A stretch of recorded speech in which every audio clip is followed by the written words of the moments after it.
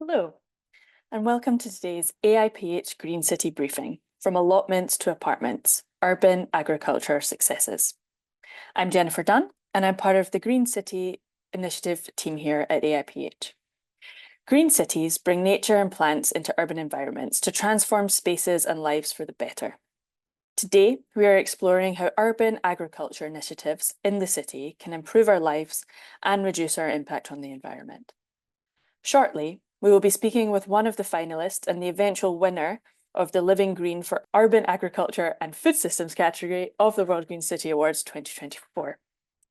The AIPH World Green City Awards 2026 is now closed for entries.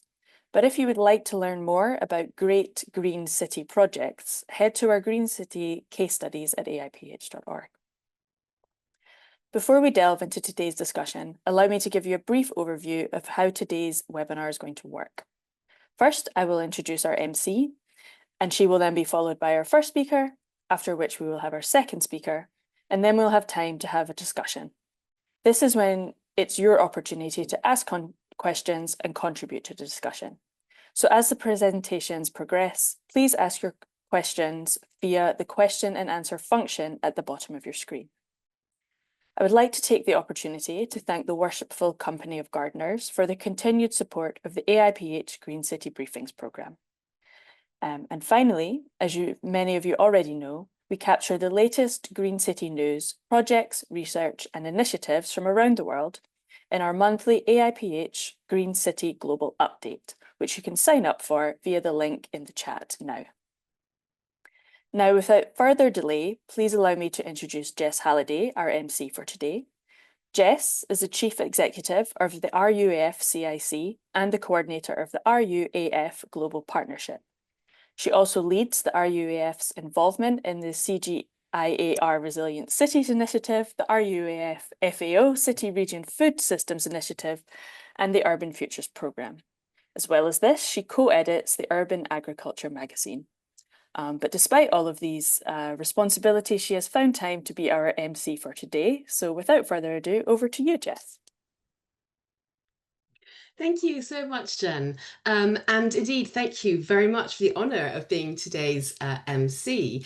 It's very kind of you to have me. So RUAF, it's a little easier to say than RUAF if you're in a rush. So RUAF has been active in urban agriculture and food systems for 25 years.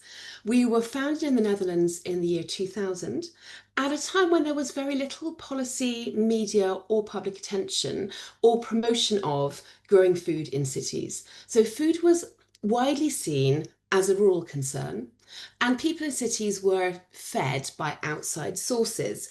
In many cases, urban environments were seen as contaminated and food growing was seen as a public health hazard. But of course, that doesn't mean it wasn't happening.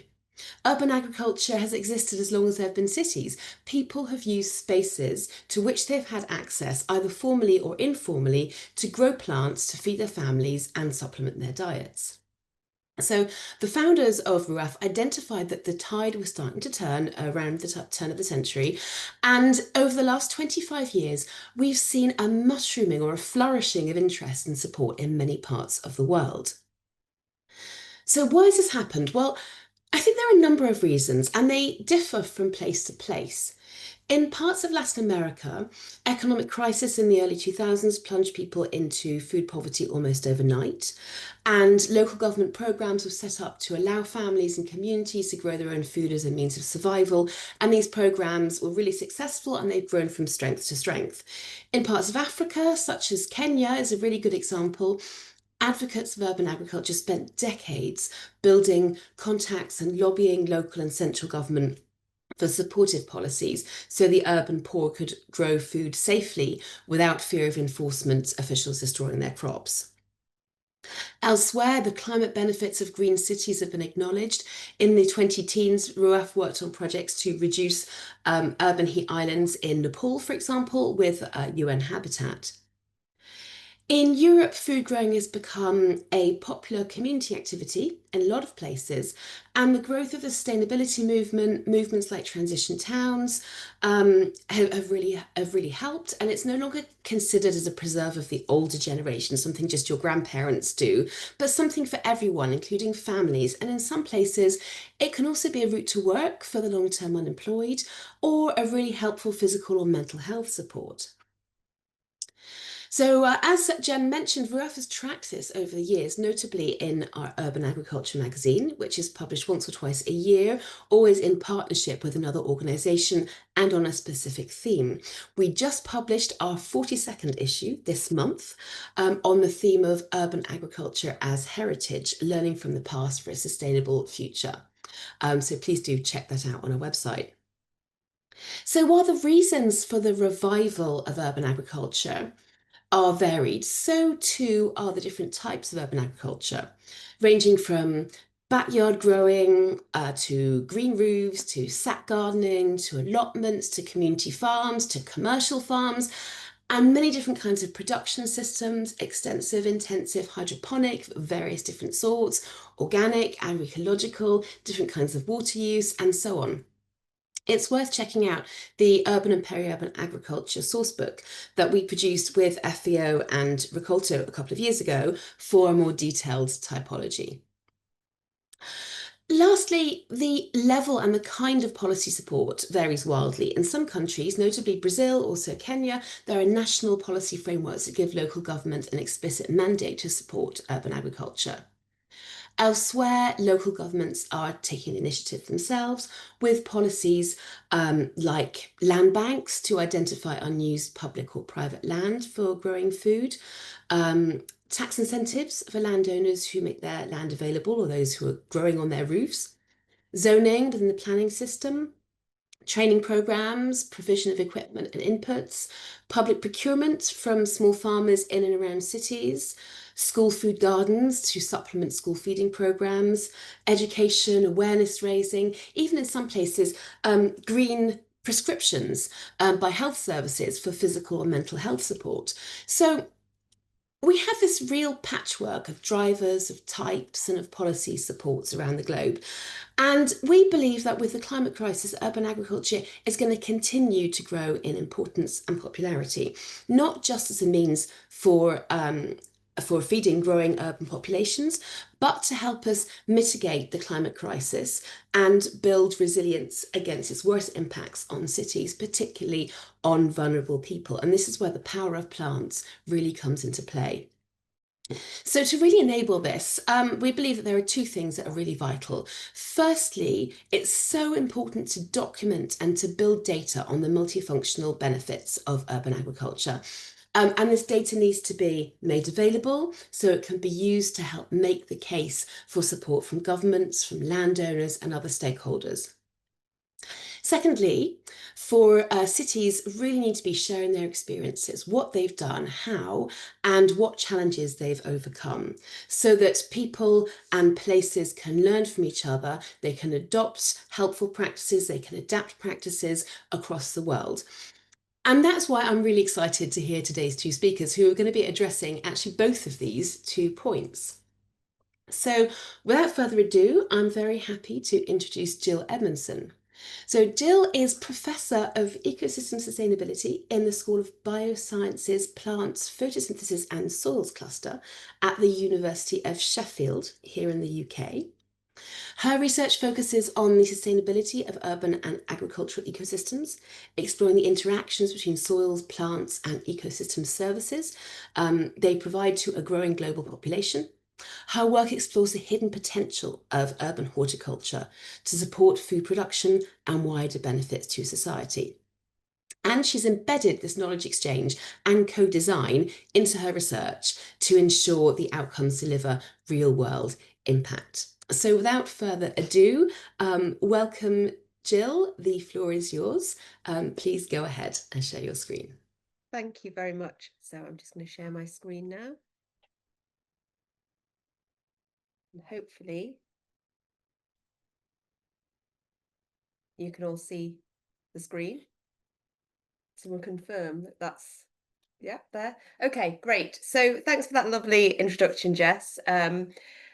As you mentioned, I'm going to be talking today about the research that we do, really exploring the potential of urban horticulture. So when I talk about urban horticulture, what I'm really meaning in this case is the production of fruit and veg in cities and towns. So as a part of that wider practice of urban agriculture that Jess has talked about. And so I think one of the key questions that people have when I say that I talk about and focus my research actually on urban ecosystems is why, they're relatively small in terms of area of land, for example. But the key thing about urban areas is that they house the majority of the global population. And this is a trend that we've seen for the last century. So, for example, in 1980, less than 40% of the global population lived in cities and towns. But it's projected that by 2050, nearly 66% of the global population will live in cities and towns. And so that means that those people that are dwelling in those cities and towns are actually really very physically detached from the majority of primary food production. And so really that's one of the key reasons that my research particularly focuses on how we can improve the sustainability of the urban areas that we live in, and particularly thinking about how we can use them and what we can do with them to help improve food production within those spaces. So what I'm going to do today for you is kind of make the case for urban horticulture. And that really comes from different, and you can take different avenues when you think about making the case for urban horticulture. There's a clear case that you can be made that it helps us to achieve many of the sustainable development goals. I've put a couple of them up, 3 of them up here, but actually it maps on food production in cities and towns, can map onto many of them. But the key ones here are sustainable cities and communities, zero hunger, and good health and well-being. And when you get a concentration of people living in cities and towns, there are some benefits that accrue, but there are also some real challenges. And one of them is that urban areas are often centres of deprivation. And with deprivation comes food insecurity. And particularly key with that is when people fruit and veg are very expensive or can be very expensive. So access to fruit and veg when people are food insecure can really be a challenge. But then we are all part of global food supply chains. And we are seeing more frequently those supply chains breaking down. So in response to global instability or in response to climate change, we see that links are being broken. And often when those links are broken, one of the first things that we might see empty supermarket shelves for are things like fruit and veg that we rely on import of from elsewhere. And the other key point about that I'd like to make in terms of the case for urban horticulture is thinking about sustainability and environmental degradation. So generally, food production in cities and towns is done in a more sustainable way, whereas the large-scale, widespread conventional agricultural production and horticultural production has led to large-scale environmental degradation, particularly of things like soil quality. So what I'm going to do now is move on to thinking about the case for urban horticulture from a very UK perspective, but these perspectives can be applied more widely. So the map that you can see is the UK on the left of the screen now, and it's from the Korean land cover map. The key thing to take away here is that food production is yellow and urban areas are red. And so you can see that, that detachment is really obvious and really visible here from food production. But then if you look at the image on the right of the screen, so this is just England and Wales, Scotland and Northern Ireland have been chopped off. But the key thing to take away from this is that whilst food production goes on outside of urban areas, as I mentioned before, our urban areas in the UK are centres of deprivation where people may be more food insecure. And so when we think about growing fruit and veg in the UK, in our commercial horticultural sector, so that is generally outside of our cities and towns, we use less than 2,000 square kilometres of land to grow just over 50% of the veg we eat and under 20% of the fruit we eat. So we're very heavily reliant on import of fruit and veg into the UK. But our urban areas cover over 20,000 square kilometres of land, and about half of our urban areas is actually urban green space. So it's things like gardens, parks, allotments, roadside verges. And that gives you some context. So we use that there's 5 times more green space land in urban areas in the UK than there is land that we use for growing fruit and veg in commercial horticulture. So the next question really for me is, okay, so if we have all of this green space land within our cities and towns, what's the potential of urban horticulture? So growing fruit and veg in cities and towns is something that goes on globally now, but it's something that we did, particularly in the UK, far more intensively in the past. So, for example, during the Second World War, we had the Dig for Victory campaign where we grew about 18% of our fruit and veg in allotments and gardens and parks in the UK. The number of people that practice growing food in cities and towns has massively declined since peak provision and peak growing just post Second World War. But there are still people who do it really effectively. And a large portion of that fruit and veg growing in our cities and towns in the UK now, and also in Europe, it takes place in allotments. And these are some examples of allotments. And at the bottom right is my mum on her allotment in St Helens in the UK. And allotments, as I said, are the main areas of fruit and veg production in the UK and Europe. If you're not familiar with them, they're plots of land that are leased to individuals or households. They're usually about 250 square metres, and they're grouped together in numbers of plots. And you can see an example of an allotment site in Sheffield on the left of your screen. And we know that over the past couple of decades, there's been a massive rise, and Jess mentioned this earlier, in people interested in food growing globally. And in the UK, that's been really evident because we now have about 150,000 people on waiting lists for allotments. And that demand for allotments has risen since the turn of this century, but post-COVID, there was a massive rise and a really big increase. And you've seen concurrent increases in interest in places like the US, where there's been a rise in city farms and community gardens.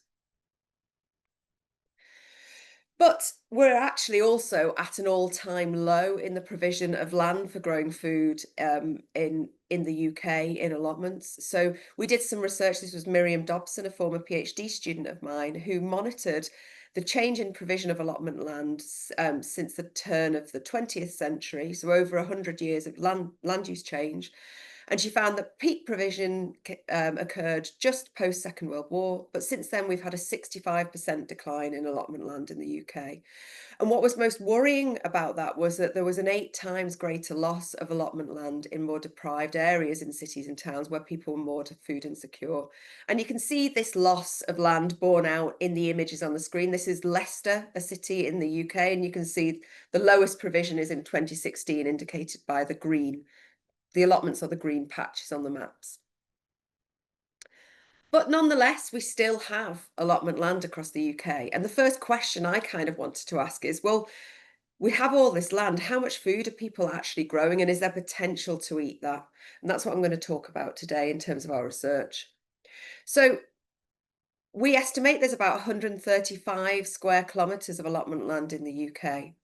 And over the past 7 or 8 years, we've run a big scale citizen science project. I don't have time to talk about it today. It was called Measure Your Harvest, asking people to send in yield data from their allotments and their gardens for different crops.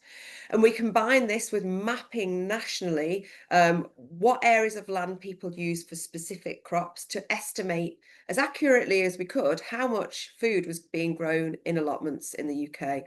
And the combination of all of that work is that we estimate there's about 120,000 tonnes of produce grown per year in allotments. That's equivalent to about 3.1% of commercial horticultural production in the UK, and it probably feeds about 575,000 people on their recommended 5-a-day diet. Now, most people in the UK don't actually eat that, so it could probably feed more, but that's the 5-a-day equivalent. And then the equivalent supermarket value is about £462 million. But the key thing that we found with this was that when we looked at where the food was produced, the lowest level of production was actually in the most deprived areas of our cities and towns. And so there are challenges that we have in terms of thinking about, if we're going to expand food growing, where we should be providing land for that expansion. And that gets me onto the question that we asked about whether there's space to grow. So we did an analysis, and this is just a Sheffield-based analysis, one city.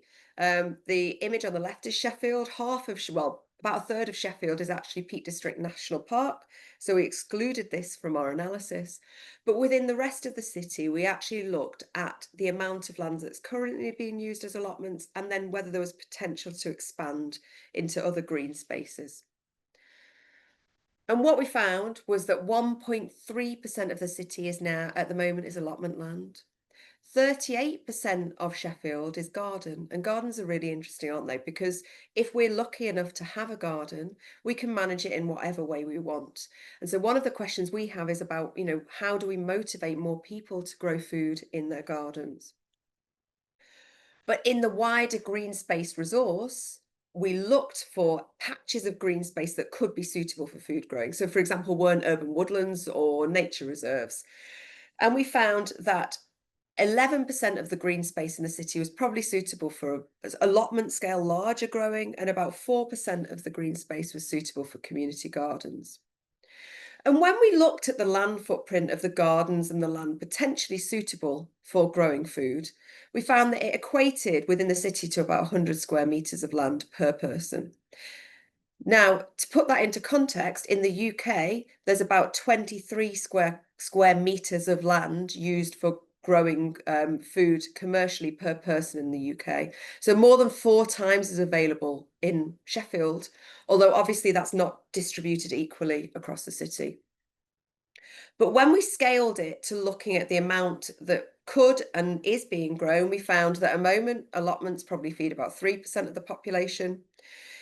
If we used all the land that we thought was suitable for growing food, it could probably feed about 122% of the population on their 5-a-day diet.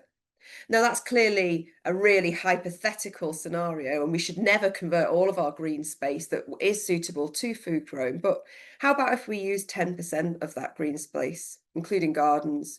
Well, it could feed 15% of the population. And I'd argue that that actually doesn't just make a contribution to local food security, but if you scale that up in urban areas across the UK or in other cities globally, then you can see how it starts to make a really important contribution to the resilience and supply of these fresh fruit and veg. And I'm going to touch very briefly now. Hopefully that's made the case from a food production perspective, but I'm also going to touch very briefly on the sort of multifaceted benefits that we've done, that food growing in cities can provide to us. So we've done research, and others have done research that's demonstrated that things like allotments and other food growing sites can be hotspots for biodiversity. So, for example, in the UK, we found more than 300 species of pollinators in allotments in 3 UK cities. We've also demonstrated that the management practices that people use are largely very sustainable. And this is really evident when we've looked at things like soil quality. So, for example, a former PhD student of mine demonstrated that allotments had significantly more carbon and other indicators of soil quality than conventional horticultural soils.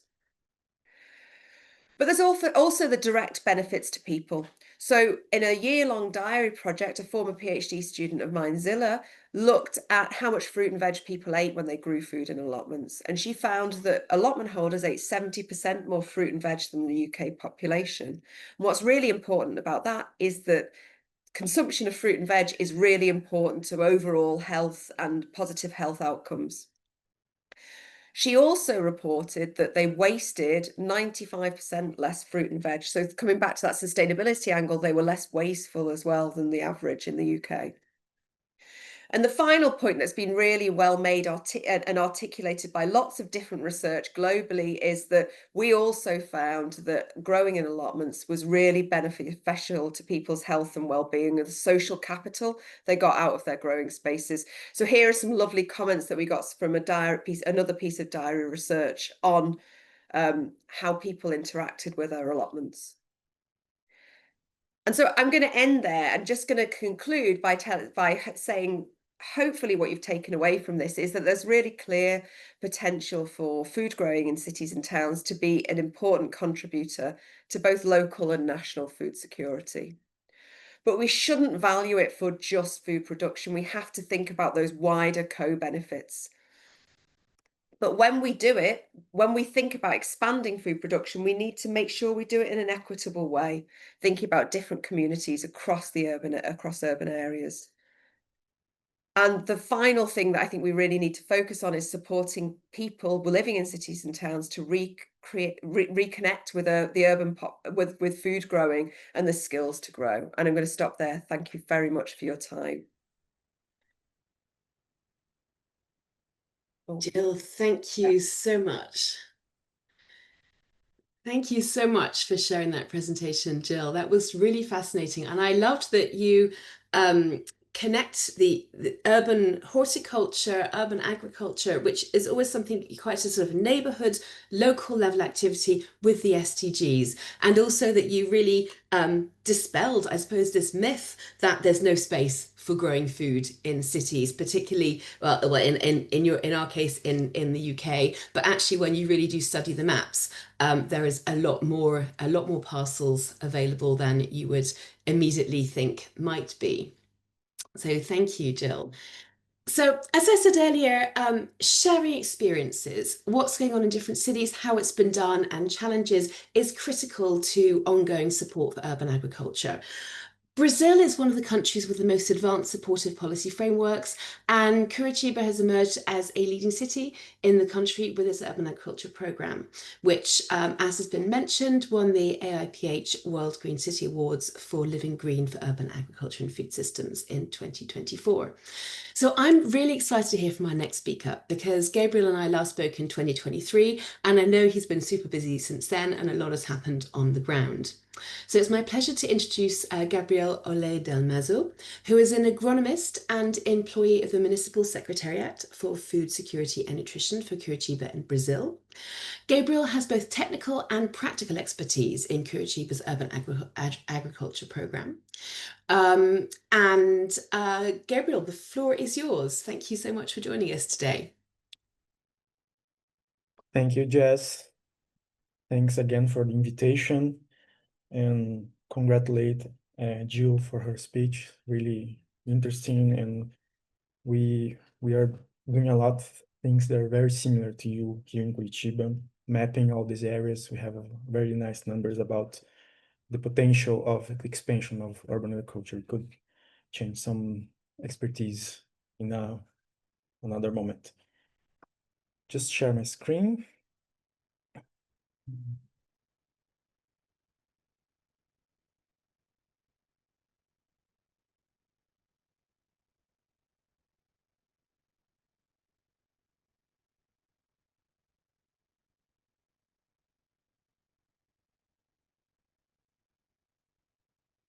Can you see?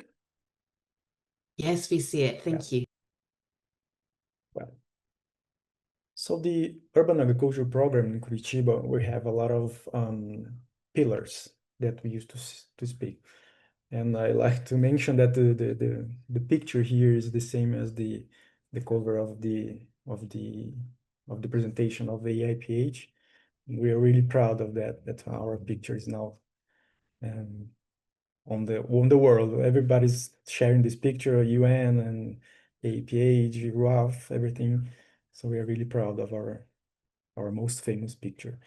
So the urban agriculture program is based on health promotion. It's really an important case in Curitiba. We have this experience of talking to people. They relate to us, they talk to us about the health benefits that they are living by using these areas to grow food. Of course, food production is one of the pillars. We estimate approximately 1.6 thousand tons of food being produced in Curitiba by our urban gardens. There's also the case of physical activities and mine recovery, ecosystem recovery, which I'm going to talk more later in the presentation. It's used as an educational tool. So we have a lot of urban gardens in schools that use these areas as a way to teach kids how to learn a lot of other things just by treating with the soil. It's a social justice tool because people in these areas are growing their own food and they are even selling this food. It's not a very strong commercial thing, but some people are selling. And by that, creating green jobs and of course, implementing food access. So in Brazil, if you talk to other Brazilian cities, we will see that we have these same 3 different categories in the urban gardens, which are basically school gardens, where, as I said, we take all the inputs and technical training to schools, implement those gardens, and the teachers in the school are partners, and they use these areas as an educational tool. We have also institutional gardens, which are similar to school gardens, where it's mainly health institutions. They also use these gardens as a medicinal purpose and to recovery people that are drug addicts or elderly or with some mental problems. And we have the community gardens, which are the largest and the most, I think, important. I would say more important because in terms of food production and the scale. So as I said, in school gardens, we use them as educational tools that cover many subjects: mathematics, biology, economic, environment. And how do we support those schools? We support them with farm inputs, trainings, and long-term support. We cover the technical support for approximately 1 year. And during this time, we make visits and also bring the teachers to the urban farms, which is a different program that I'm going to tell you about the next slides. That is a school of arboriculture in Curitiba. So similarly, the institutional gardens are more similar to school gardens, and they are most implemented in health institutions that attend to elderly, mental, drug addiction, health centers, social support, and NGOs. And the same, we also provide them with farm inputs and long-term support. So the community gardens are linked to community associations, companies, and NGOs. So they're basically a lot of families come together and they elect a supervisor, and they establish like a small company with no profitable means, and they run these areas. So they have a lot of criteria that they have to follow, and we have a call for these communities. So we actually have a line, just like Jill said, there's a line of people, a line of communities applying for these policies. And the only reason that we're not expanding more is based lack of funding. So there could be many, many more gardens in Curitiba. And the same, we also support them with farm inputs, trainings, and long-term support. So this is a picture, a wider picture of one of our urban gardens, community gardens. As you can see, the largest one are under power lines because these areas are idle land. You're not competing with land developers, for example, for these areas. So it's really easy as long as you have a partnership with the electric companies. Really, these lands are ready to use. You don't have to compete for it with anyone. So it's most of our gardens are under power lines. So how do we deal with community? Make meetings to assess their engagement, because they need to be engaged. It's not force these gardens on people. They come to us and ask for that, but they need to be engaged, and we assess that on these meetings.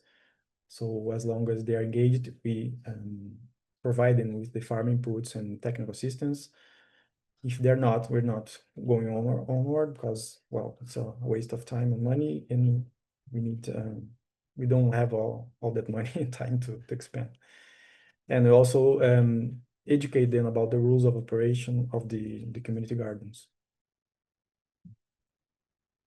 So we prepare the soil, have the machinery, and prepare the soil. We correct acidity, we give them the fertilizers and the seedlings and the seeds, and also the trainings. So here's a picture of one of our trainings. This is a profile of people in Curitiba. As you can see, they're most elderly people and retired. So it's that's the scenario in Curitiba. We are now working on how to attract young people and entrepreneurs to these areas. And then I'll talk about it more in the next slides. So this is a picture of the implementation. That you can see is a really wide area, this one.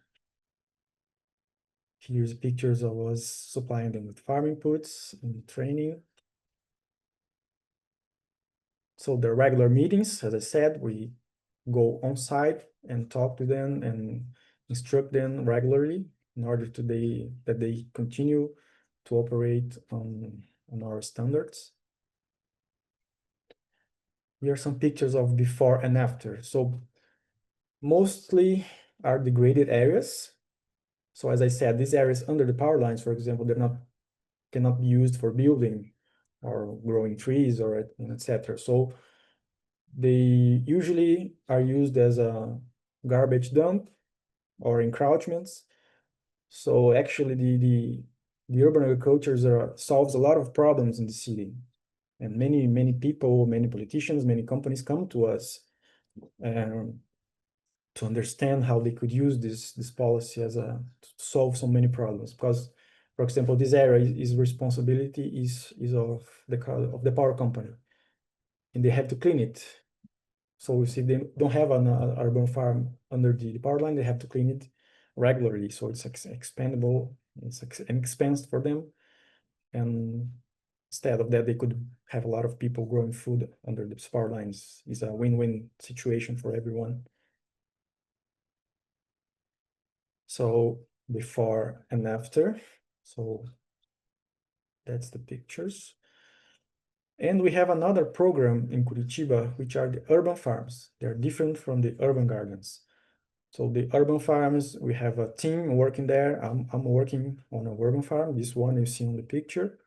You can see my office under the solar panels.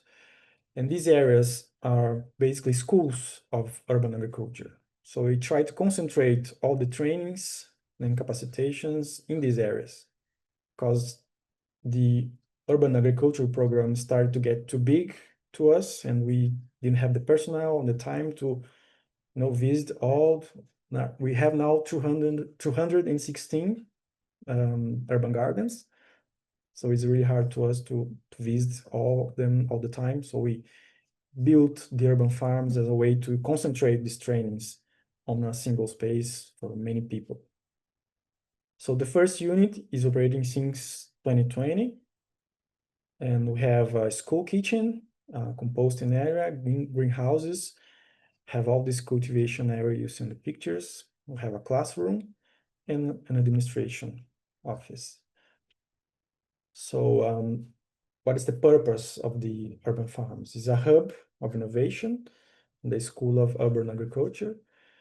Since its opening, we had approximately 200 workshops in the subjects of agriculture, healthy foods, composting, beekeeping. We have a lot of native stingless bees in the urban farm and the urban gardens too. So all the urban gardens that we support, we give them, I used to say we give them 4 different products. One is the farm inputs, for the cultivation of the vegetables. The other is fruit trees that we supply them. We also supply them composting units and the stingless bees. Give them 1 beehive per urban garden. And well, keep going the numbers. Approximately 2,000 students, I say students, of urban agriculture so far in the urban farm, and approximately 8,000 visitors. And we also support startups in this area. So we have a call for startups, and we give them the space of the urban farm so they can work and develop their technologies. We had some awards in the urban farms. I'm not going through them, but the last one is from the AIPH Green City Awards, which was mentioned by Jess. And you probably met our director, Felipe, who was there, and he was also in Milan. I think you maybe have seen him there. So here's a small video about the urban farm.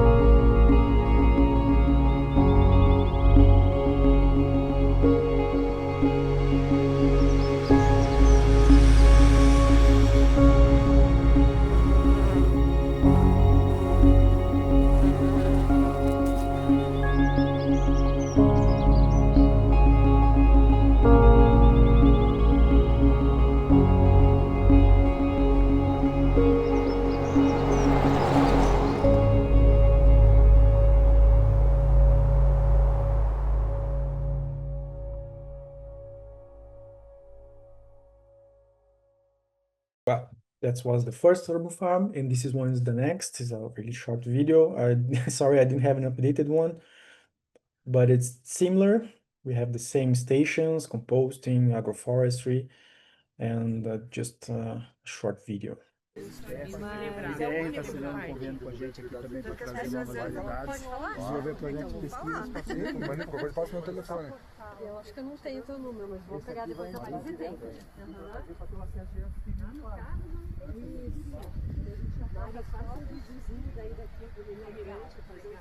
vai ter 2 entradas, né? Essa de fica e a outra. Não, digo por par são 2. So we are opening on next Saturday. That's I'm rushing. Sorry, I didn't prepare a better presentation. I'm rushing. I'm the manager of the both farms, and so I'm rushing to get it ready to the opening on Saturday. Well, in this new urban farm, we have a large agroforestry, which is a system that we are trying to implement on other parts of the city, especially on degraded areas of riparian parts of the rivers. And we are also, this is a model urban forest, which we are going to use for educational purposes. And well, what I talked about was the past and the present. I'm going to try to speak quickly about the future now. The future is called the Food Connection Project, which we have been working from the last year, and we expect to implement in the beginning of the next year with a pilot area. So the Food Connection is a project that puts together a lot of food secure strategies under the power lines. So we say connection because we understand the urban gardens as an axis that will connect other policies. It's not just producing food, it's also producing fruits, medicinal plants, complementary plants. And the urban gardens will not be used just for production, but also they will integrate other policies like education. For example, the urban gardens will always be open to schools to go there and take the kids and make their activities. They will be open to the health secretariat to produce medicinal plants and integration with medical centers. So it's a connection. That's why the name, connecting other policies in this city. The concept, it's an integrated set of services for food access, food production, and requalification of urban spaces, guided by the preservation of natural resources, circular economy, and territorial socioeconomic development. So the components of these areas will be urban gardens, urban farms, honey gardens, composting units, regional markets, fairs, family stores, fruits and vegetable markets. Mainly the areas will be under the high voltage power lines. We use agroforest as a meaning to restore some areas. We will build ecological corridors, and we will work mainly with regenerative agriculture. And these areas will also be used as raining gardens and for reducing heat islands, just like Jill said in her presentation. Gabriel, well, please do start to wrap up. Thanks. Yeah. I'll just finish by, well, this project connects a lot of our last activity, which was a technical assistance provided by UNEP beginning in October 2024 and ended in this October. And we had 2 experts working with us in this project, which one of them worked mainly in carbon credits and biodiversity credits, plastic credits, and another consultant was working specifically with urban agriculture. So the main goal of this project was develop a municipal roadmap for a local carbon market and other credits, and to include small and medium initiatives. Just in the beginning, we are just in the concept. We just had a roadmap on how to implement it. It's not a reality yet, but it's our dream for the next 2 years. And we were very successful to place the urban agriculture as an ecosystem restoration. So we are working with UNEP, which is an environmental program. They talk about recovering rivers, recovering mangroves and forests, and we managed to include the urban agriculture in the agenda, and we are now expanding the uses of an urban agriculture, and UNEP is now our great partner. So I'll go just to the end. Thank you. Sorry if I extrapolated my time. Gabriel, thank you so much. That was a really great presentation, and I'm sorry to have rushed you at the end there, because I could see you still have some amazing plans going forward. And especially it was great to see the videos of what you're doing on the ground. It really helps to add that dimension to be able to see visually. And best of luck with the official opening this weekend. It's great you've been able to find the time to put together a presentation and to join us today. So we do have a few minutes for a discussion. To the audience, please do put any questions you have in the Q&A. But just to kick things off, I have a couple of questions that have just occurred to me as I've been listening to both the speakers. It's both of you, so welcome back, Jill. The first thing I noticed that Jill was talking mostly about sort of individual allotments, whereas Gabriel was talking about community gardens mostly. So I'm wondering if this is a real sort of cultural difference. Gabriel, is there any sort of individual urban agriculture also happening in Curitiba, or is it really very much community based? Yeah, we have individuals, but we don't have them mapped yet. It's nothing like what Jill demonstrated in her presentation. They're very scattered in the cities. There's no this concentration of allotments. And we focus on the communities because I think we have the greatest impact on because we see the urban agriculture as a social, today is mainly as a social thing that we are supporting them. So in order to maximize our investments, we work with the communities. So I think it's for the best. Okay, excuse me. Okay, thanks. So Jill, I mean, you really demonstrated this massive demand for allotments in the UK with 150,000 on the waiting list. What's the limiting factor? I mean, Gabriel showed us that, you know, this amazing use of land where actually it's really can be really helpful to start growing on degraded land. Is it a matter of access to land? Are governments doing something to meet the demand? What about new residential developments? Or actually is the answer moving towards the more social community gardens? How do we meet that need? I think there are different answers. I think both is needed really. In reality, you know, community gardening is a great way, particularly for people to be involved who maybe don't have the time to manage an allotment, for example. So an allotment is a huge investment of time to manage properly. They're really big areas of land.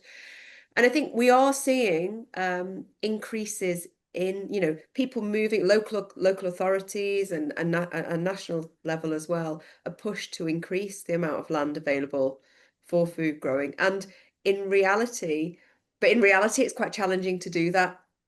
So, you know, there are questions around safety of growing food in these soils, which, you know, predominantly they are safe for growing food.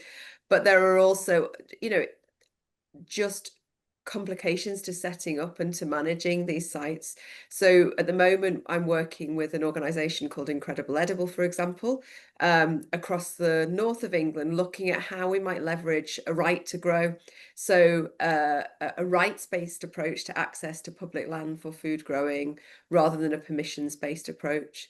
And that would be more probably for a community-based growing system rather than an allotment-based growing system.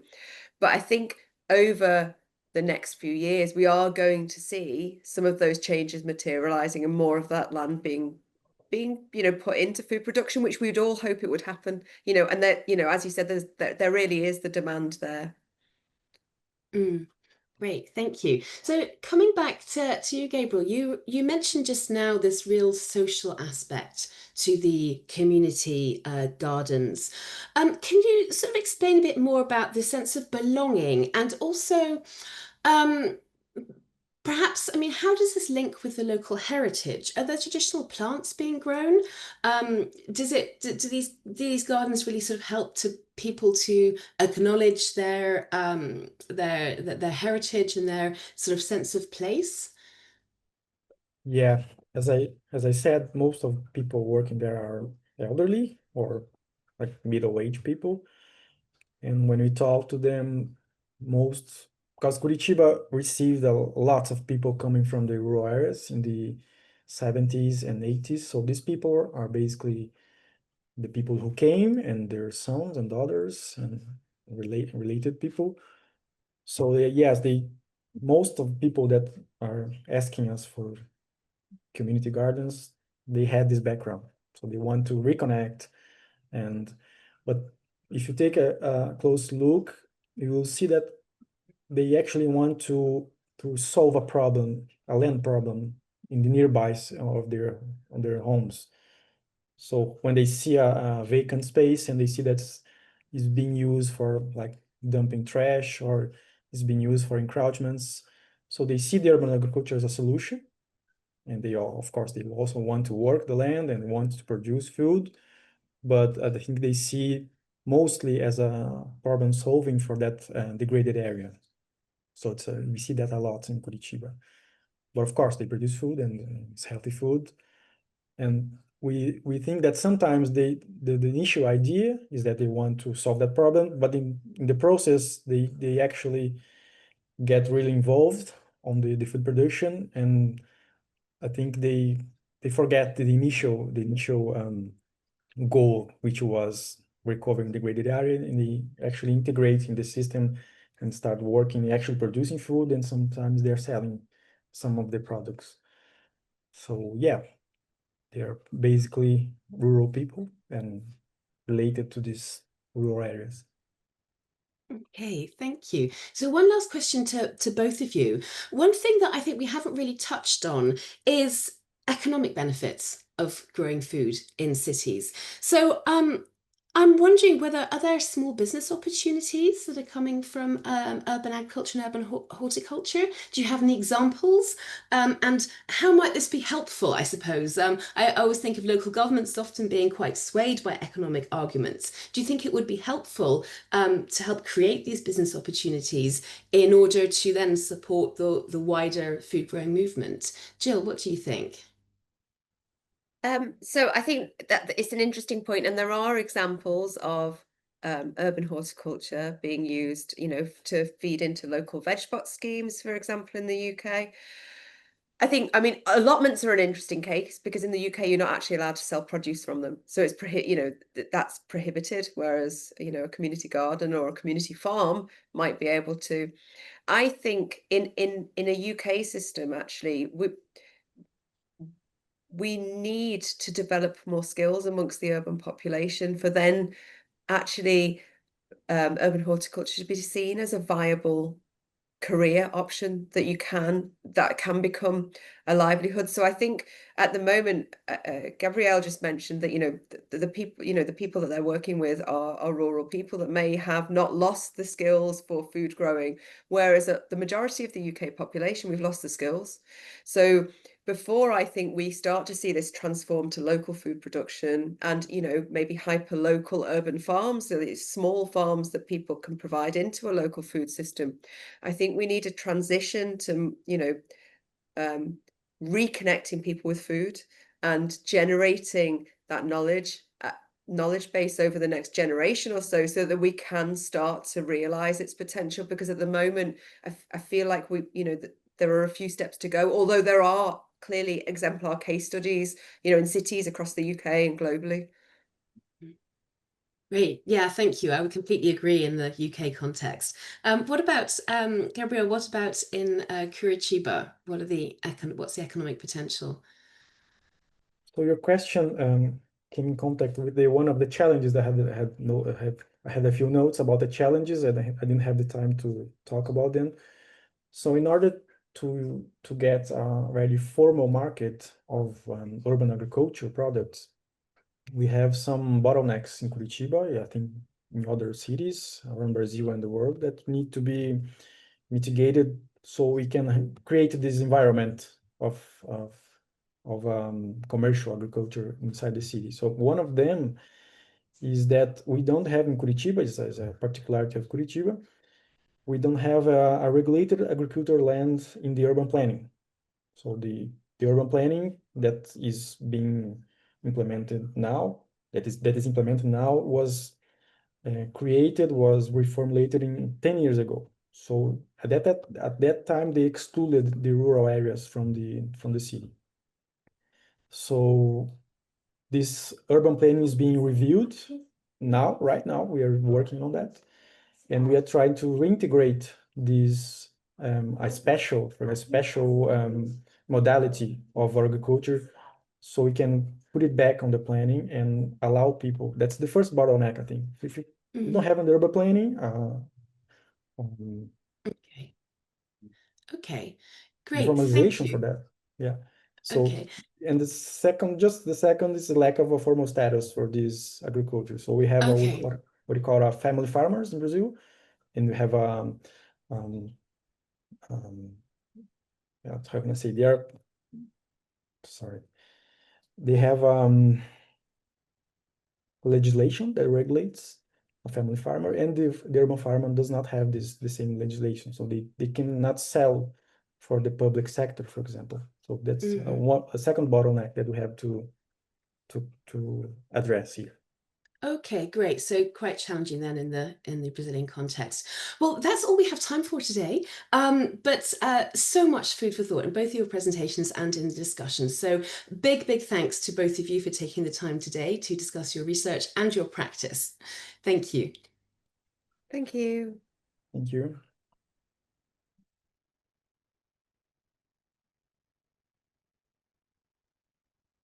Great stuff. So thank you very much for joining us today for the AIPH Green City Briefing. I would like to thank our MC, Jess Haliday, for doing an absolutely spectacular job. To our speakers, Jill Edmondson and Gabriel Dalmazo, for their fascinating presentations and the insightful discussion that followed. For me, the key word for today was potential, with Jill showing us the untapped potential for urban agriculture and Gabriel demonstrating with Curitiba what that potential realised can be. To you, the audience from all around the world, thank you for joining us. Our next briefing will explore the power of plants to transform city livability, and that will be on November 20th. I hope you enjoyed today's webinar. This session has been recorded and it will be available on the AIPH YouTube channel shortly and via our LinkedIn page. I would encourage you to share this with other people who you think would benefit from hearing what was discussed today. And finally, once again, I'd like to take the opportunity to thank the sponsors of the briefing series, the Worshipful Company of Gardeners. Until next time, thank you and goodbye from me and the AIPH Green City team.